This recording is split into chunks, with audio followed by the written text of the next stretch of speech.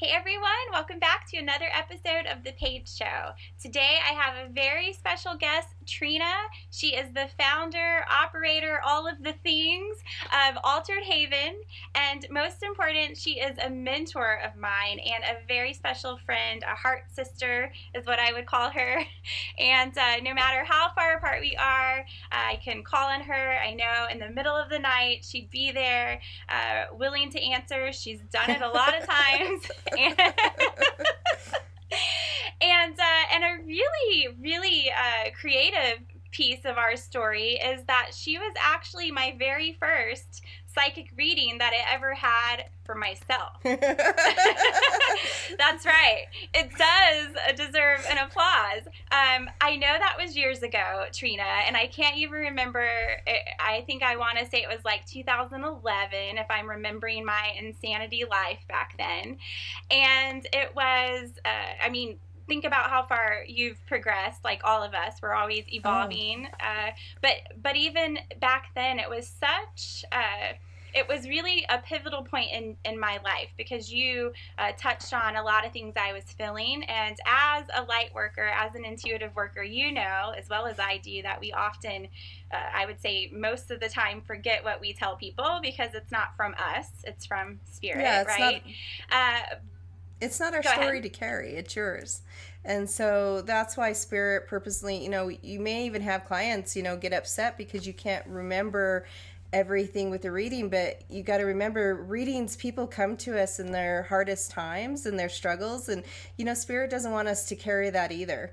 They don't want that on our shoulders, so they let us remember bits and pieces so we know how to connect that energy, but for the most part we shed that after the reading.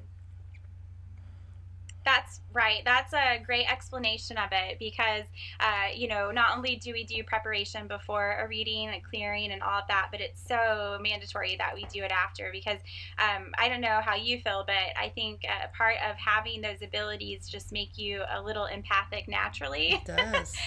And when you are a strong empath, you can carry things all the time, daily, without needing to be in a session with someone. And so it's a very important thing that I think a great gift that spirit gives us to shed that and forget that. So on that topic, of course, I wouldn't expect you to remember what you told me in 2011.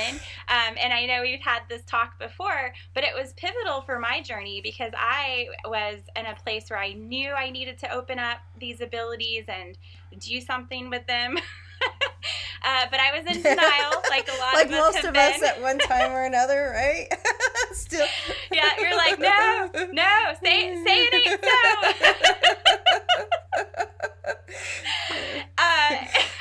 But you stood in that gap for me, and you were very stern in a loving way, like you needed to be, and you're like, you need to get it together, woman, and this is what you're doing, and this is where we need to go with this,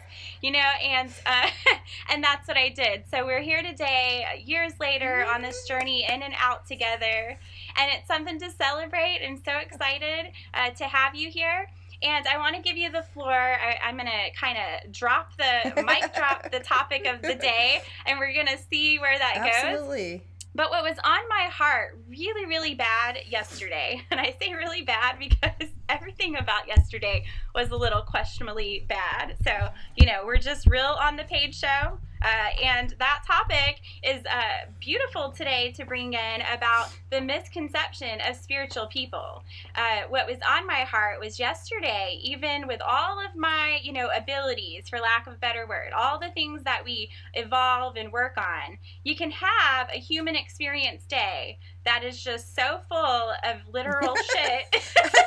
Absolutely, because we are in this human experience. We're not meant to be this, all in light and connected. We're meant to walk in this, I call it the human mud. Literally, sometimes at days you feel like you're walking through that crazy mud through a field, and there, no matter, you can get down on your knees and pray, you're still muddy. And so... that's life, though. That's the human experience. And when people have different expectations for us to be carrying a different way, well, I'm sorry, I'm human. I'm just like people, everybody else. We have our flaws, we have our limited beliefs, we have everything else that we're working through. We just may have a different understanding of it. So it doesn't mean that we're infallible. Absolutely not. Those are the times when you're, when you're having one of those days, you're getting your sprays, your sage, your crystals, and you're like, okay, I'm getting my extra tools here. Let me walk through this a little bit differently. And there's some days you just, there's just some days are a little bit rockier than others. I always say life is like, the natives really had it pinpointed when they talked about, life is like a river, and sometimes it can be very smooth and beautiful, and other times we can hit those rapids and be like, wow, what is going on? But also, I think when we walk this spiritual path, sometimes when we hit those rapids, we go, woohoo, let's go. We see the challenges. See the challenges in it too. It all depends on where we're at. And so you hit it on the head. We're human. We're human. We're human. That's right. It's the human experience, and we call it that because we're human. And, I'm laughing because yesterday was clearly a day where I needed to pull out all of the beautiful sprays I bought from you. And, all of the sage that I could possibly find in this house. And I'd like to point out there are moments where, with that visual of the rapids, and I am a huge water lover, so that's an awesome visual that you would throw out. It's, there's times where you forget that you have a raft for the rapids. Yeah. You can get so caught up and suppressed in the human experience of that day or that moment where you forget your tools. Yep. You forget your raft. And maybe you don't literally forget them, but coping wise, it's like, I just can't. Sometimes you forget that the toolbox is hidden under the table and you don't have the energy to go searching for it, That's right. I mean, we do. I mean, every time I go into meditation, as you mentioned that, the first thing I hear is, what tools are you using? How are you grounding your energy? How are you moving the energy? And I'm always like, oh, okay. But I want a magic wand like everybody else. Sometimes it just says, But that's the piece, is like, what tools are you utilizing in that time? And it could be something as simple as your breath, taking in that deep breath and releasing. One of the new ones I've been working with is imagining you taking that deep breath and you see the color green, pulling your heart chakra, and just see that color green, and then see that green flush your system all the way down to your feet. And I've been finding that's been really helpful lately, especially with the energy that's kind of really chaotic that's been going on in our field. But people always think, chaos is a bad thing. But to me, this chaos is change. This is the shifting. And this chaos that's coming forth is literally going to be propelling us with energy into new possibilities in a new way. So yes, it can be hard to navigate, but I look at the end point of what we're going to be getting out of this pretty soon. Yeah, that's a good point. There's so many pathways in my brain that, of course my brain, it's always going, that I want to address on what you just said. But I don't want to forget that on that topic of the misconception of spiritual people, that while all of the world, is going through this, right? We know what last year looked like, felt like, and all of the above. And this year is only, slowly starting to shift or feel like there's an improvement for a lot of people, whether you have a skill set or not. It's just that we are entering that age of change, that age of Aquarius. And so, it's like the misconception of spiritual people also comes from a lot of temper tantrums that I have with spirit myself, where it's like, so, you put us right? More change. I've done so much change. Can I get a gimme? Time out. Right. But it's also the piece that, there's a part of light workers that makes us feel like it's at the core of us to even stand up and do this. For the criticism that we often take, for the fact that this is not a position you take to be necessarily wealthy from. Well, no, right? because if you have true intentions of why you're doing the work, it's not about the material things. It's about the medicine and changing the vibration in the space. And that's not to say that spirit isn't abundant. You're always supported, but it's not like this huge, waterfall. The thing too is like, as everyone else is being asked to shift their shadow piece at this time, because literally this is this piece, right? We're asked to really step in and heal those wounds, those old wounds, and to really move into our energetic selves, like identify that true identity. That doesn't mean we're not going through that same process as everybody else. And on top of that, especially if you're an empath like me, you feel everything. I mean, I feel everything. When this was first hitting, I was in a panic mode. It took my community and my friends to really ground me because of all the premonitions and everything that I was seeing that was coming forth. And I was, a part of fear came in. There was a part of not being able to control things, and that was really hard for me. And the piece of just feeling the loss that's crossed. Yes, I know they're going to home and they're going to a beautiful place, but that doesn't mean we don't feel the grief and sadness and anger that is resonating all around us. And so it's really important now as us as spiritual workers is to really bring in those tools to help us keep grounded so we're not overwhelmed and almost drowning in the energy, because it can easily be that. When we started, I don't know if you've had a lot of your spiritual community like, oh my God, I can't do this. This is too much, and so this is the time of really teaching those skill sets and reminding them, and then coming in as a unified force. Because, if you really look at our numbers page, compared to society and other groups, we're about 1%. 1%. Wow. But you know what? That 1% is very strong when we come together.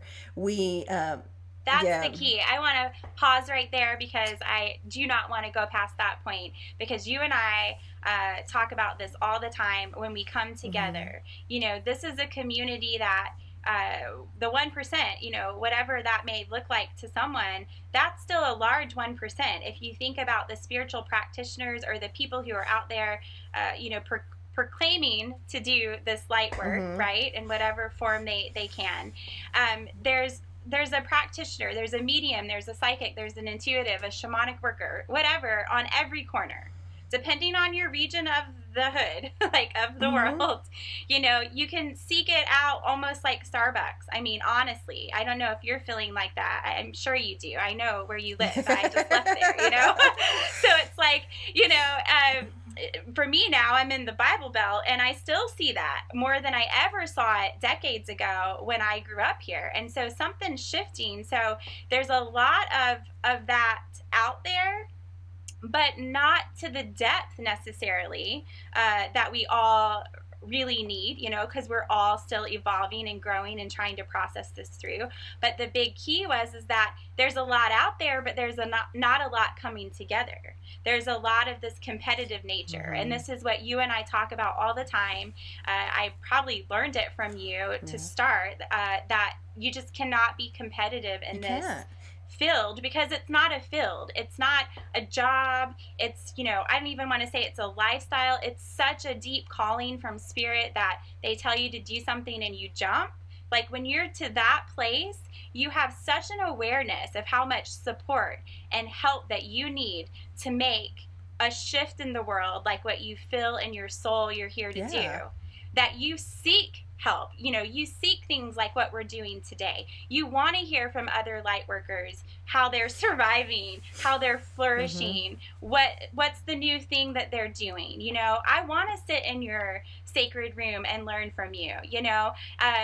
There's no competition. There isn't. When it's just focused on the goal, which is the love and the involvement and the change, and part of the misconception again is around that with spiritual people. I think a lot of people just assume that we're all connected and crazy together, but in fact, what's really happening is we're feeling quite crazy and alone. And so with this spiritual work can come a lot of loneliness. I don't know if you've experienced that. And, you could be sitting in the room, just as a mother, I know you could relate to this often. You could have all of your kids running around you. Your husband could be right beside you, and you can still feel lonely. A lot of people can't understand this drive that we have.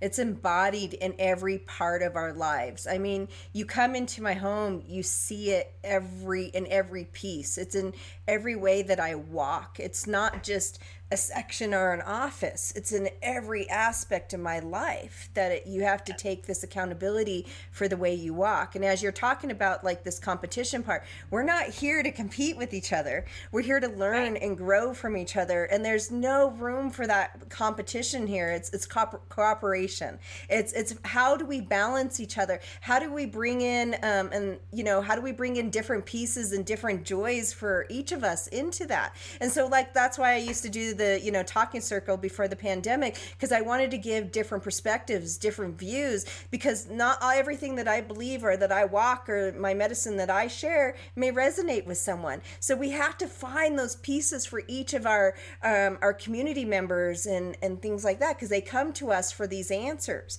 And so when we're showing that we're in competition or we're closed to those connections, well, what does that tell them? You have to step in not with only what you teach, but how do you live it and put it into your life? What are the footprints you leave in the sand is always what I say. Walking the talk. Yeah. And it's not an easy thing to do. There's so many times I've had to, tell my community, I'm still human. I make mistakes, but I own up to it. That's, but I'm never there for competition. I've had people say, oh my God, this client came to me. Are you upset? And I'm like, no, I'm happy. I'm ecstatic. They need to learn it. There's different ways we can shower our beautiful medicines to everybody, and not everything's one is set in stone. And as far as that loneliness, that comes in waves, especially, I don't know if you were that way as a child, but I knew I was different. I knew, it scared my family. It scared my mom. So I didn't talk about it. I didn't share it. I didn't tell people the things I was seeing, feeling, hearing. And so I really felt isolated. I felt something was wrong with me versus, no, this is the collective that we're supposed to be. And then when I don't like when people call it a gift, because it's not a gift. It's called the sixth sense. We all have this innate ability. This is part of our unique DNA and structure. We who just walk in it have learned to work and activate it. That's the only difference. And that's what I tell people is like, when we learn to work with them more, you find this inner balance within yourself. But there's absolutely times you're alone, because it's hard for people to understand that calling and that drive. Well, why do you have to do this? Because I got the message. Well, why can't you just ignore the message? I wish I could, because they come in my dreams. They come when I'm driving. They come, when I'm talking to a friend, I hear something over and over and like, okay, I got it. They do the high pitch in your ear where you're just like, oh, okay, I'm listening. And so unless you have that coming consistently in your life, it's hard to understand why do you do sacrifice. And you have to sacrifice. You sacrifice what I call the normal living. You know what I mean? Because we get put in these categories. We get put in these judgments. I literally did not move on my spiritual path. I literally looked at my journals for 10 years because I was so worried about the judgment, the condemning. I came strict Catholic upbringing, and even people in my family had judgments of that it was negative and bad. And guess now who comes to me for readings? You know what I mean? Right. So I want to say something right there because I can relate to that. Being raised in the Bible Belt, I went to church on Saturday, Sunday, sometimes Friday night. Holy crap! Like literally, holy crap. And so as a young adult who's very feisty, you know me. I like to say I'm very serene until provoked. There are characteristics of us that's our story. And I, as a lively teenager, having come off of a childhood of also, I don't know what age you were when your, abilities kind of came screaming at you, but mine was 7, which I know that you understand is very significant in numerology as well. And from 7 until about 15, not feeling safe to talk about that for beliefs and worries and concerns of family, and then evolving through that and past that to then adulthood, it being like, hello, you're supposed to do this. So it went from the whole like scary of religion that I can't allow this to turn on, to then like the scary of like, what are people going to say if and I say this jokingly because it gets the point across, talk to dead people, right? Although we know that's not what's happening, but that's how people perceive it when you tell them that. And so I went from that, and I had this aha moment of like, well, originally I was judged like, you're this supposed to be this nice Christian girl that went to church all this time, and you should have these abilities, and you should always smile and say thank you and be polite no matter if someone's like, cussing you out and ready to punch you, to this whole like medium thing. Like now you're walking a spirit walk that's more supposed to be more deep and connected to source, that you could connect across the veil. So you definitely shouldn't be upset if someone comes at you with a lower vibration energy. And at some point I literally just threw my hands up to spirit, and that's where this download came from on the misconception, because I said, what am I hiding from at this point? Like, because I'm always going to be, or if I let it happen, I'm always going to be suppressed by something. I'm not a good enough Christian, or I'm not a good enough spirit worker, or I'm not a good enough medium, whatever our titles may be. So I'm just going to be what I want to be, so that they stop yapping in my ear. I love and maybe it. Be your authentic self, right? Right. Like maybe I can finally sleep, which also needed to happen if I just forget about all of that, But like you said, even when that awakening happens, it can take decades, to really embrace what that looks like for you. Yeah. How are you going to use this? And on the gift topic, I absolutely agree with you. That always feels like a divide to say, like, it's kind of like back in the day. I don't know if you faced that in school, like the gifted and talented program. Like you needed to test for it, and you had to prove you were all special, and and if you didn't, then you felt like a dumb kid, even though you were still in the class with everyone else. You're like, I guess we're all stupid here, But I mean, you have to have humor too, because oh my God, it's the only way I've survived. But the gift is a good thing, because I like to say, and I just talked about this in my Diaries of a Medium series, is that this whole ability, that the idea or notion, period, that we can commune with God, that we can commune with our ancestors and guides and angels and all of our support systems, that is the gift. The gift that spirit dropped to us is the ability that we all have to do that. But it's our job to unwrap the present, unwrap the gift. It takes work. How long have you been working and stepping in it? It's always an evolution. There's always levels to it. And in that piece of that work, it's just not something you just flip on a switch and all of a sudden you have this direct communication. It's working through your own shadow pieces to really be able to get a clear, concise communication. I always tell people, if you're working with a teacher or a healer and they're not consistently doing their own homework, their own work, run, because you're going to get pieces of ego in that, and you don't want that. They need to really be consistently working on themselves, and people don't realize how hard that is. I mean, there's, I always say it's like the artichoke. You get through layers and layers and layers until we get to the heart of it, and then there's some layers you get stuck on, like a video game. like, oh man, how do I get through this one? So yeah.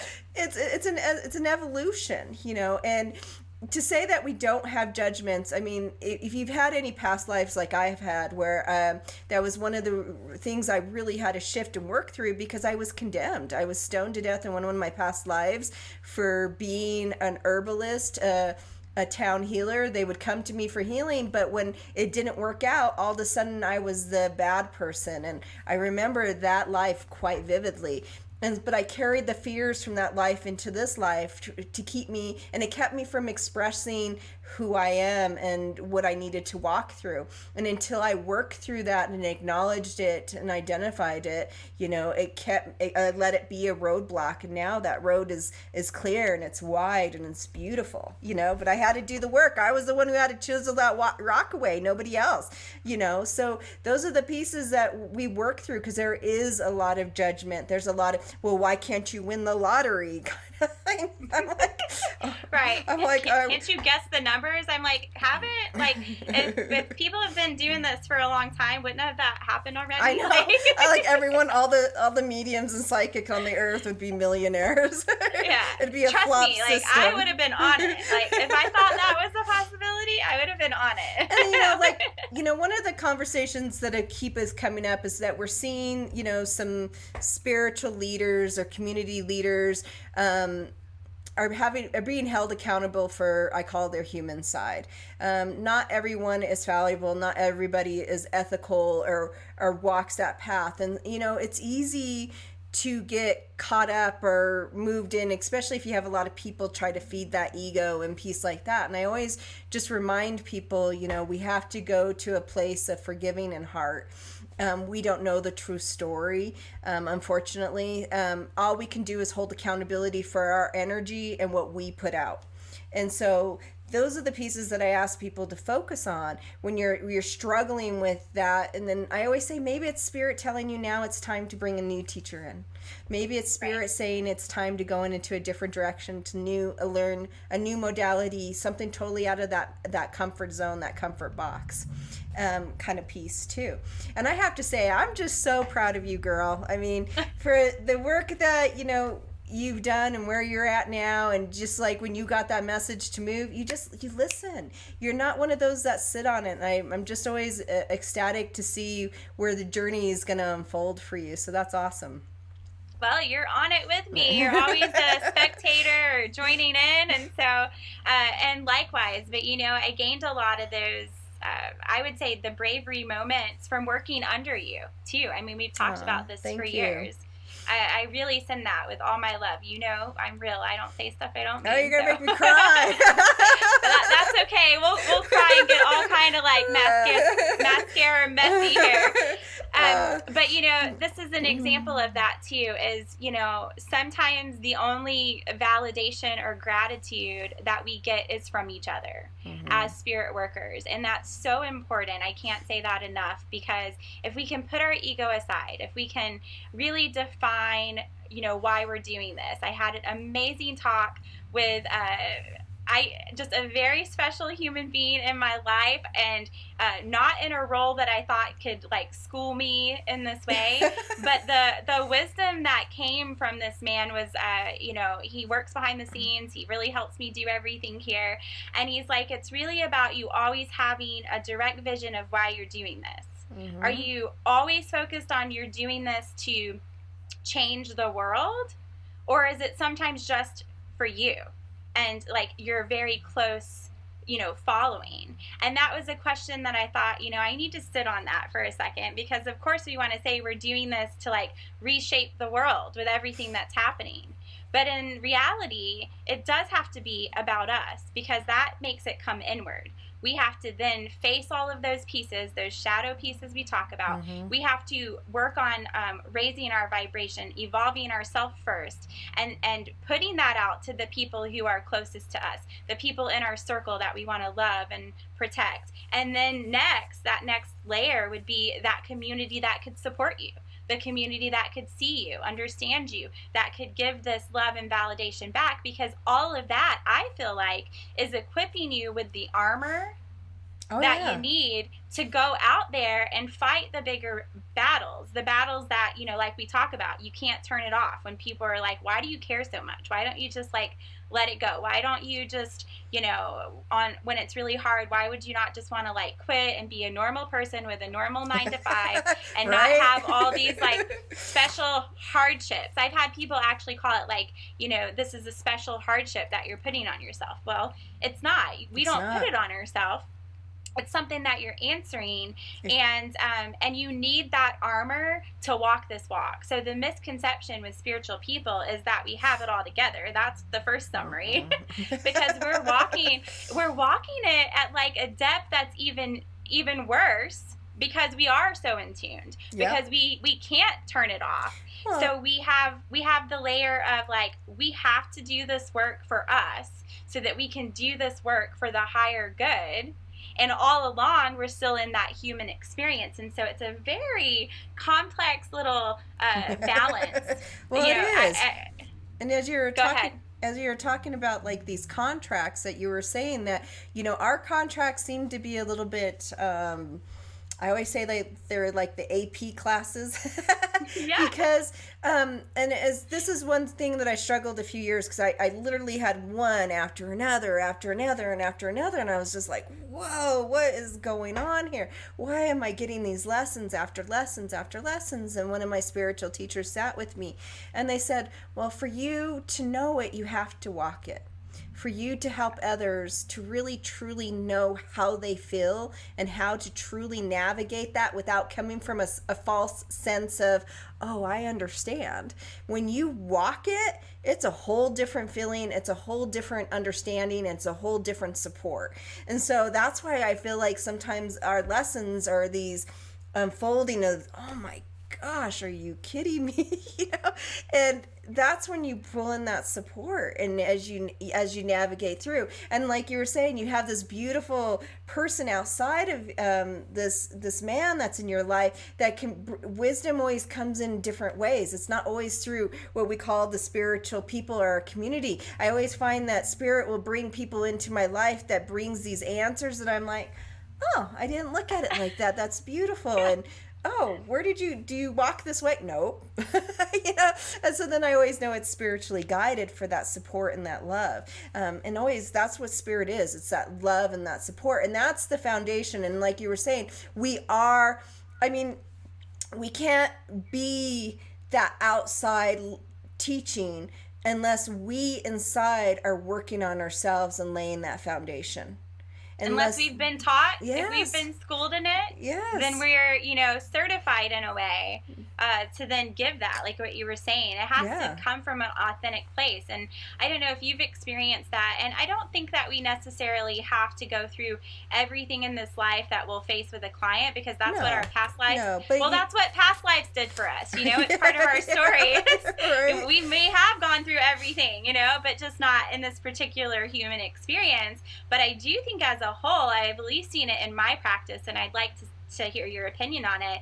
Some of the hardest things that I have gone through first, like even last year with the move and hearing that and leaving in the middle of a pandemic, the beginning of the year, I think I even called you on this, and I was like, I just have this sense of like this pending doom, and there's nobody in the world I feel like I could say that to. And then 2 weeks later, the pandemic hit. It was like you all of that was leading up, and at some point you're just like, I got it. Like, I'm doing all of this. I'm walking ahead of it. I see it. And then when you have a client the next session or whatever, it's like that's their first question about what you just walk through. Oh yeah, definitely. I mean, always in your clients and sessions, they bring up pieces that you're also navigating and walking through.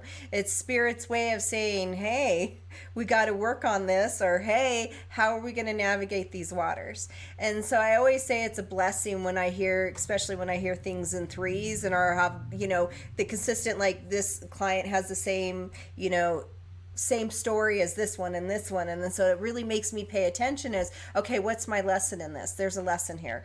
There's something that I'm supposed to be learning too in this whole piece. And there's never a session that I don't learn something myself. I'm always like, oh, that's so neat. And like example, I was in a session, and this one person has beautiful long hair, but she carries so much energy in her hair, and so she needed to do an herbal wash to cleanse the energy from her head and her crown chakra. And I'm like, I'm going to use that. I'm going to make right? this blend and use it myself. And it was beautiful. It ended up being this beautiful herbal tea bath that was just amazing. We bring in things as we're working with others to also help ourselves. That's one of the things I always hear too, is not everything is connected, Trina. And to me, that's like a naughty word. I'm like, oh my God, you have no idea when you can feel the energy.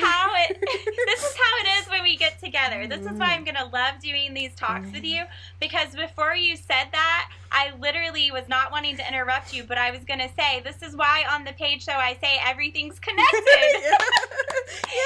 When people say that to me, that's like a naughty word to me. Like when you say that, not everything's connected. And then I always feel a little bit sad, because then I'm thinking, well, man, you don't feel that connection like I do. You don't feel when you walk out into our Sacred Mother and feeling her heartbeat and how she supports us. And like us, as we're connecting, I can feel your energy and stuff. And it's beautiful to me. It's that to me, like to not have that. There was one time I was going through so much grief. But to me, I felt really lost without it. I felt really despondent, almost like, you abandoned me. And it wasn't that they abandoned me. I was meant to live through that human experience and every aspect and facet that it was presenting. And that when I connect, sometimes I can dissociate a little bit from that, because when you're connecting, you feel these love and energy and stuff. And I was meant to feel that complete grief and that complete heart loss that we went through. And so it's those pieces of like, how do you start to find balance? How do you bring those in? And so I ask you, how do you bring those pieces? Crying. I am not afraid to let it out. I will sometimes transition from crying to, having my temper tantrum with spirit, the whole like, why and da-da-da. It's part of the way. It's like the why God, why? Like I love Friends, and that whole episode of where Joey's turning 30, but he's actually like already 31, and he's like, no, God, why? And that's how you could envision how I process through it. I have to process through that emotion like I would do in a human experience of hurt. Because it is a connection to me that's the same. It's a tapestry that I feel like we're all on, that invisible thread. I thought about that when you talked about the herbal, shampoo and messages, and where my brain went with that is we're all on this little thread, and like every once in a while it'll pop up and it's like, I give you this or you give me that, right? And so I see it all that way, and so I process through it a lot the same way. So I'll do all of those things. I'll let the emotions purge, and then I have to sit in silence. I can't have opinions from others. I have to go inward completely, where some people from the outside may see that I've shut down. I guess in reality I did a little bit, but I shut down to this world. I go silent and I just kind of wait. It's like a waiting room for me until something enters that allows me to feel like it's been processed or purged or all of the above, and that I'm ready to receive, what it is I'm supposed to get from that.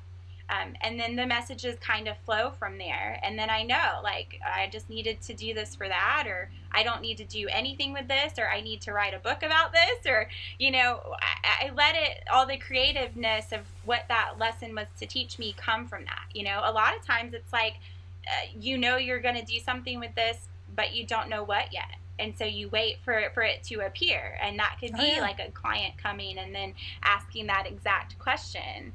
But for me to really keep that balance, to be honest with you, and I think a lot of people need to hear this, another misconception is that we're always like meditating and, these calm people in that pose that you can think of. And I'm a mom of 4 children. Right?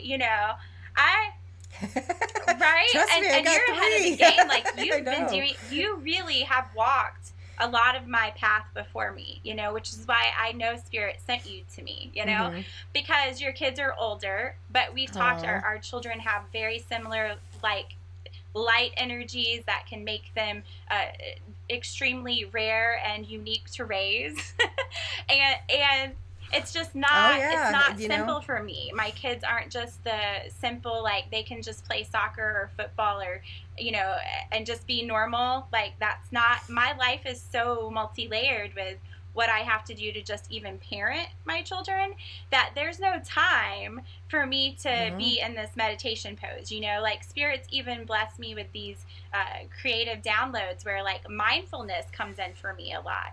So like I commune with spirit daily, but I wouldn't tell you that I, you know, sit in that meditation pose daily, because reality is that a lot of us don't have time to do that. And so when we're talking about connection, it's like you asking me how I do it. That's important, that I think everybody asks each other and themselves like how they do it, because again, another example of how I could take something from you, you could take it from me, because in these hard moments, I would like to say overall my daily like mindfulness of connection to source is what gets me through. And when something really hard hits me, then I process through it the way I just described, and I kind of just wait for the answer to come, or the knowledge of the experience to appear. Yeah, so you even expressed, and you cry. We always think that crying is a vulnerability, and it's such a sacred tool that spirit gave our body. Because if you think of tears, they're made of salt and they're made of water. Two things that Awesome. are grounding and clearing. I always tell people, cry, man, release that, and tap that tap. Release that. That's why it's meant to be there. The salt tears are meant to cleanse us and cleanse those feelings, and we don't pressurize them, that we don't internalize them. And then I love how you said you go inside. That's where's our answers. It's not outside of us, it's within those pieces within us to connect to that internal source energy. And so you're doing exactly everything that you're supposed to do, like saying, oh, I isolate. Well, how Yeah. else are you going to hear the silence? Because we have to hear that spark of source, we have to go within. And so to do that, sometimes we need to disconnect from everything to really have a clear communication with that. And I love that. I was like, oh yeah, I was like cheering on when you were saying that.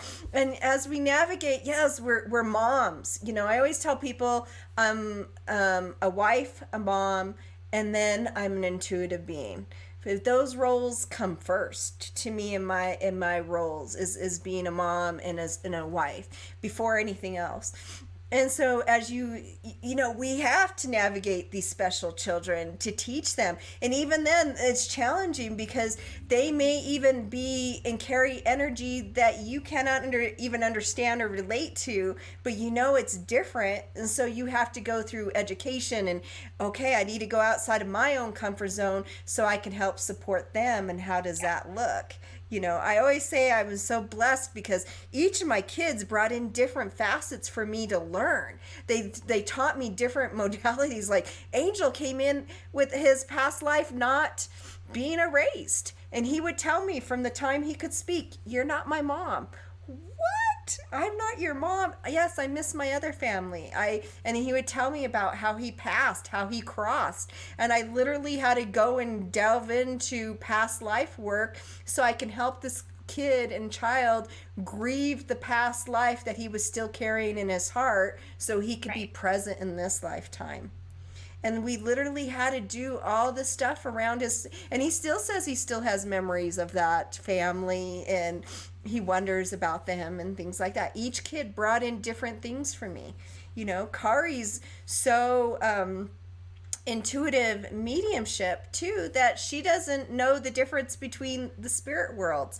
To her, they're just like walking right next to her, like we are here in this world. And so each one has their unique things that really challenged you to, like, oh, how do I work with this?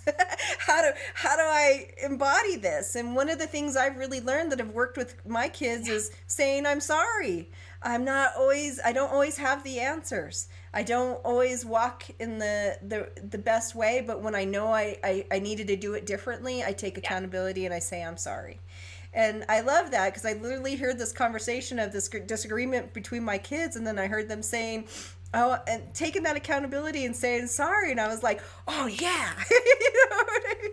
With these ones, because they were having these really deep, esoteric conversation. And I was like, well, that's not me. That's them. That's them and their little brains and their connection and how they're pulling in their experience in their life and how it's shifting them into a different way. So I'm excited to see where that's going to lead them. I'm happy to hear that from you, because it makes me excited to have something to look forward to with my children, because I'm in the rut of the toddler years and the times where they can't, I have a little preteen on the loose, and the times where they can't express themselves fully yet I know that the ability to do so is there. So it's great to know, I can look forward to this being a little bit, I'm just real, so I'm going to put the word out there because I don't know how else to say it, but more of a rewarding time in my momhood. I know that you remember the time where you were working on yourself, being in the, knee deep in diapers and toddler tantrums and, on the talk of everything, that we've discussed today, that calling isn't turned off because you chose to bring light people into the world. And I would even say, contract-wise, they chose you. And so you know, what's happening as a spirit worker, you can know all of that.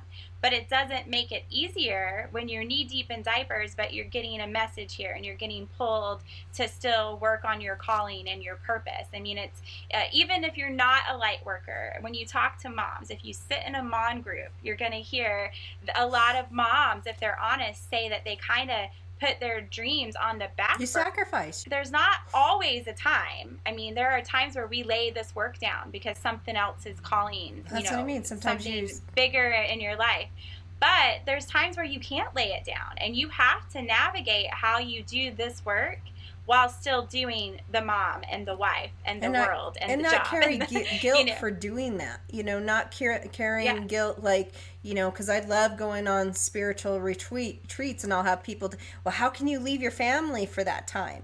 And I'm like, well, first of all, it teaches my family appreciation for me, and everything that I do. Because literally when I went to Africa for that 2 weeks, if you hear the story of the kids, it was a month versus 2 weeks, and how they lived off of tuna fish sandwiches for a week. I was like, oh my God, but it gave them an appreciation of the time that you do give them, the things that you do for them. And it gives them an appreciation for, you come back in a different way. You come back clearer. Part of my homework for my moms is do a mom vacation.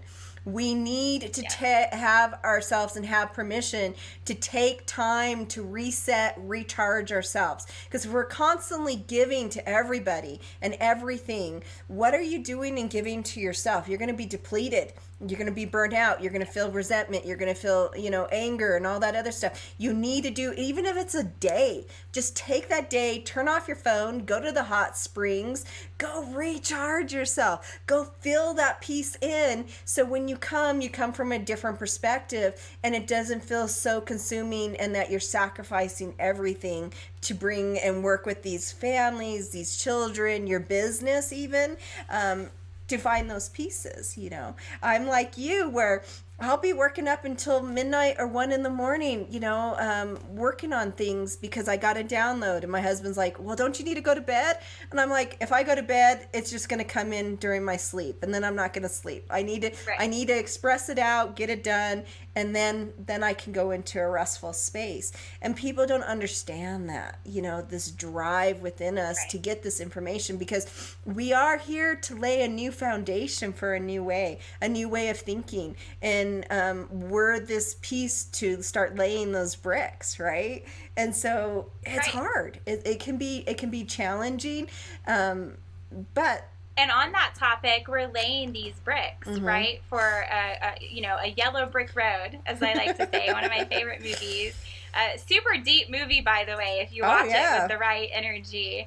But that yellow brick road, we may not see that road to completion. I would guarantee you we don't. No. But, and we may not see that our work, that brick that we put in the yellow brick road made the difference that we, felt like we were called to do, right? And so we do all of this knowing that. So it's not like a job that you can clock into and your reward is you get a paycheck. No, because it's totally how many different. hours do you honestly can say that you put into your job? I mean, like, I can't even tell you. You know what I mean? Like, the things is, but it doesn't even feel like work because it brings, we know we're making a difference. When you have that client that found their own self-empowerment and they see them stepping into their life in a different way, and you're just like, yeah, that's exciting. We're the ripples, we're the pebble. We drop that pebble and then the ripple's out, and then once it touches someone, they're going to touch someone else, and it's going to keep rippling like that. Because everyone is always like, well, how does one person make a difference? Well, you make a difference first with yourself, as an example. And then it's that pebble effect, I can't sit there and, have anyone, if I give them all the tools, I can't force them to do that. You can have people come to you with the same thing over and over again. And you're like, well, I'm laying these tools. I can't use them for you. Are you going to choose to use them and change? That's the thing, is that change is scary, and it can be intimidating, and it can be like, oh, I don't want to navigate through this yet again, right? But when you see them pick up those tools and you see that shift to start and that aha moment start to come on, it's phenomenal.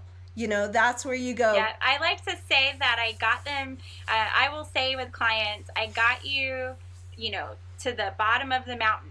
Like, this mountain, though, is yours. Yeah. This mountain is your path, your life, your experience and journey to climb up it, to whatever that's going to be for you, your height. But you're still at the bottom of the mountain. So I can't assist you with anything else right now until you start climbing up that mountain. And I like that. I have to bring that in. Use that.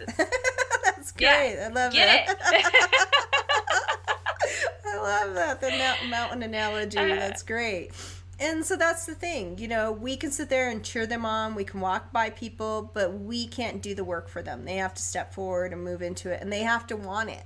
That's the thing. How many people I ask, well, what does this, illness feed you? What does it feed you? And so until you're willing to let go of that piece, it's always going to be that part of, you got to be willing to cut those cords. And that's not easy.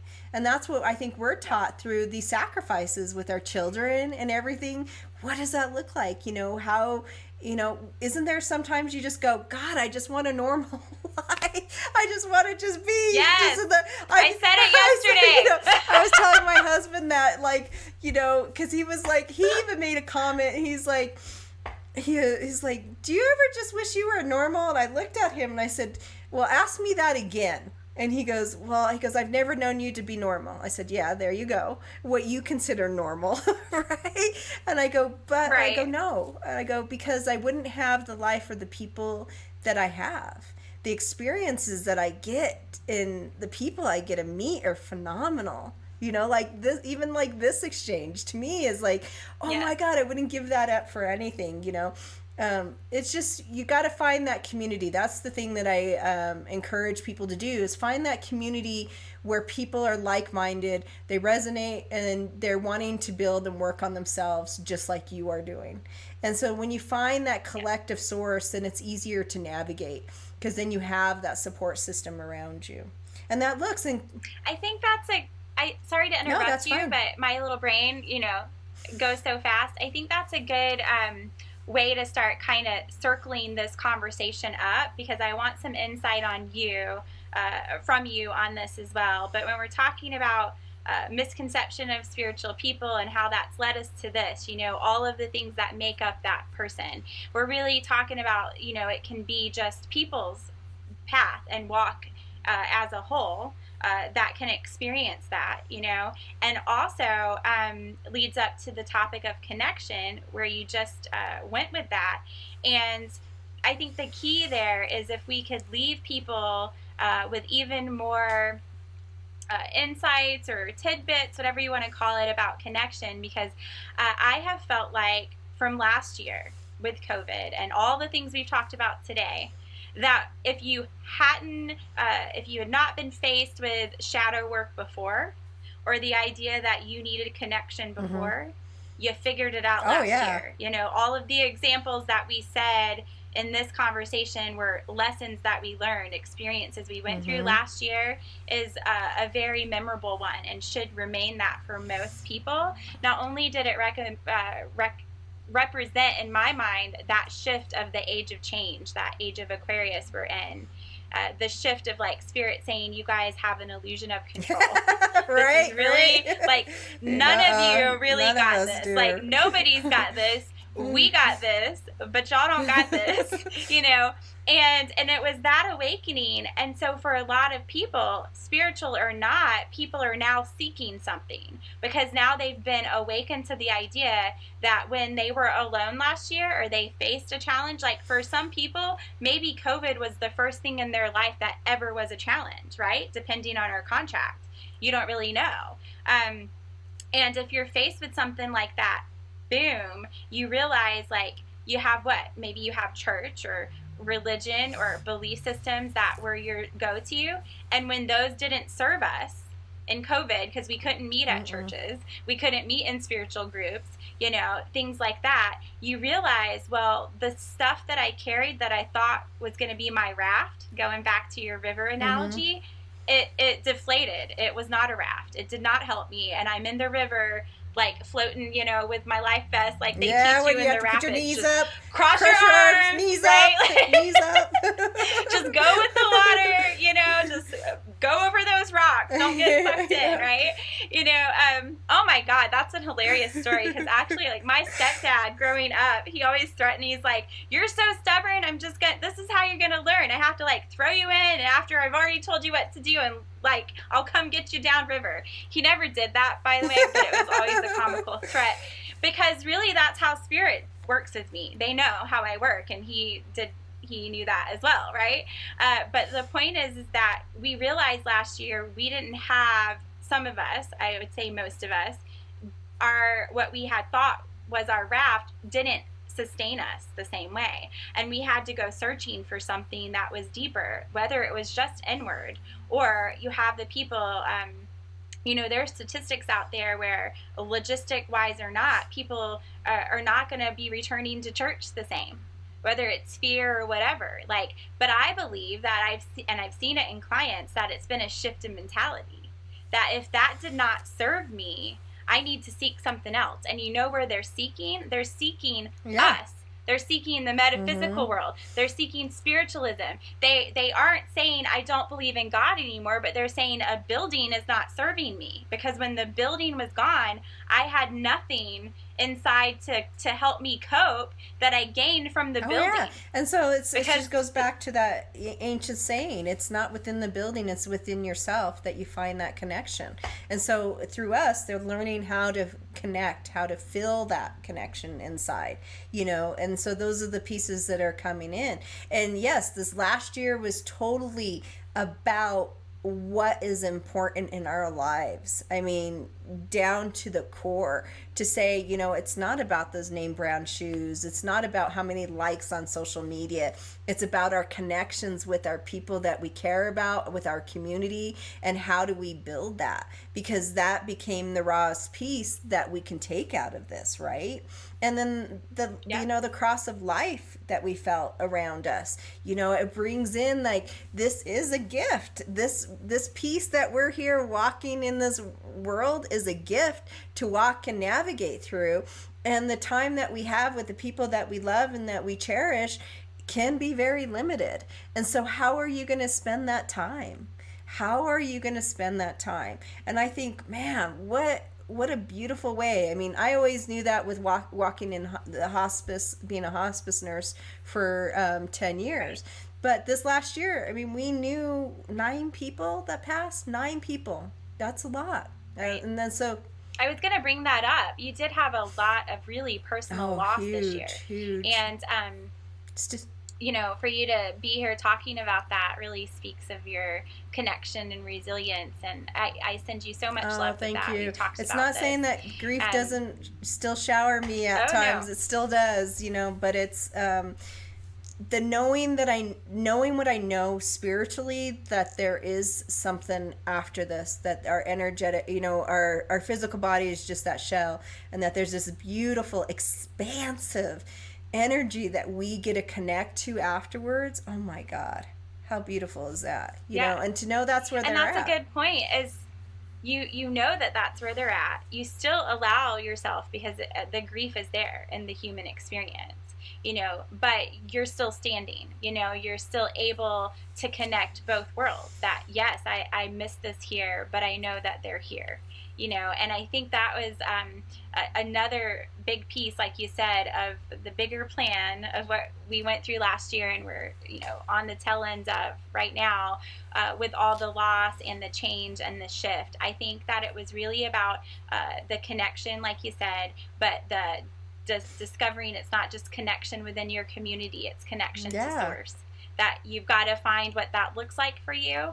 That we've discovered belief systems aren't meant to be solid all the time. They need to be like water, and they need to be shifting and changing as you evolve to serve you and your purpose and where you are in your journey. I think we discovered that. And on the tail end of loss with mediumship, which you know is kind of what I do, like, you know, you helped develop that as well, was, you know, you can understand all of that, but not everyone up until last year was really even open to believing that. It was a huge barrier of belief systems. But when you are faced with a loss that's so tremendous, where a lot of people had all of the awakenings we talked about, and then now a loss that's personal, you know, and even if it's not to you, you see that the world is now affected with an extreme loss. It's not just a one event here or there that doesn't touch you. It's something that touched you. It affected you. You couldn't go out either, you know. You knew it was happening. All of that, I think, made people also realize, you know, we are connected. All of this is connected. And now I need to know what to do with it and what beliefs I can shed to help serve me going forward, because the world, it does look different. This platform of connection through video and audio, that's going to be a norm going forward. I think, you know, a lot of people are realizing, like, we can cut costs doing this. Like, you know, there's so many physical and spiritual things to gain from this experience. Rentals. What do you mean? Are you kidding me? I know. You know, yes. I mean, and it was, you know, I was given this message literally 2 years ago to start working on a digital platform. And I blew it off. I did. I blew it off because I was like, why? I'm doing my in-person classes. I don't need this. And sure enough, when this hit, I was said, see, this is why. And I was like, yeah. And so it ended up being a baptism by fire, navigating, learning how to edit, and all this other crazy stuff. And I said, well, that's my lesson for not listening. That was my lesson, not to, you know, not stepping into that message and dismissing it. And now I'm kind of navigating through those waters. But it's actually, you know, I'm learning something new too. But like you said, this new platform too is like, you know, we think we're disconnected, but we can find creative ways. That's what I love about the human spirit, is how creative they come up with some of the things that they've come up with during that. That's what I tell people. Look at some of the neat things that have come out of this pandemic, you know, like, you know, some of the creative stuff with the masks even, and the digital platforms. You can play games, you know, like I use the Oculus where I can go watch movies with friends. I mean, come on, how fun is that? You know? Things that you never made time to even think about doing because you didn't feel like it was necessary. But then you're faced with, like, you know, it hit all of us, and we're like, wow, we gotta find a new way to do this, because it's not acceptable that we're not talking to other humans except the ones in your house. I laughed all the time. I was like, we all got to a place where I was tired of talking to my dog. I had like more than enough time with my children and my husband, and I was like, that's it, you know, that's the last straw. But on this tail end of it, I would totally agree with you that, you know, it showed our creative human energy and ability to also be resilient and come back from it. And I'm really grateful for that. I'm grateful for this talk today. You know, I cannot say enough that, you know, this is all about connection. I think we showed a great example of that today. And misconception of spiritual people, hopefully you got a view on that from just listening to us and our experiences. And before we leave today, I want Trina to share a little bit with you about what she's doing in her world, how you can find her. And she is just a beautiful light, as you can tell. I am blessed to have her in my life. We look forward to doing this many more times together. We have a lot of stuff to talk about. And I love you, sister, and I'm going to let you take the floor here. Hi, I'm Trina Zaragoza. I'm a psychic, medium, shamanic, angel practitioner. I know that's a lot, and I hate labels, but that's kind of a summary of what I do. I work a lot with herbals. I'm about empowering people on their spiritual path and the best way and how to work through that. I have a gratitude journal that will be coming out on Amazon, hopefully in the next week. Yay! So yay, I'm excited about that. Yay! I have an online store. All the stuff that most of the blends and mixes you'll see have been spiritually guided to help protect your auric space, your energetic space, things like that, you know, bath salts from sprays, you name it, sage blends, everything to bring in a more energetic balancing into your life. Paige, I am always so honored and in awe of you, and I'm so blessed that Spirit crossed our paths and weaved this tapestry of our lives together, because you have become a beautiful piece in my tapestry. So I just want to give you gratitude and know that I just love you and adore you, and I am so proud of you, sister. Keep doing and keep moving forward, because I know it's not easy, but I'm sending you a hug. I miss our walks, but I know once this all ends, I'm going to be able to go out and visit you, and we'll go for our walks again. So I love you. Yes, back at you, and this time we'll be walking on the beach, because you got the mountains covered for me, and I got our ocean. So I love you too, and until we do this again, guys, thanks for watching the Paige Show.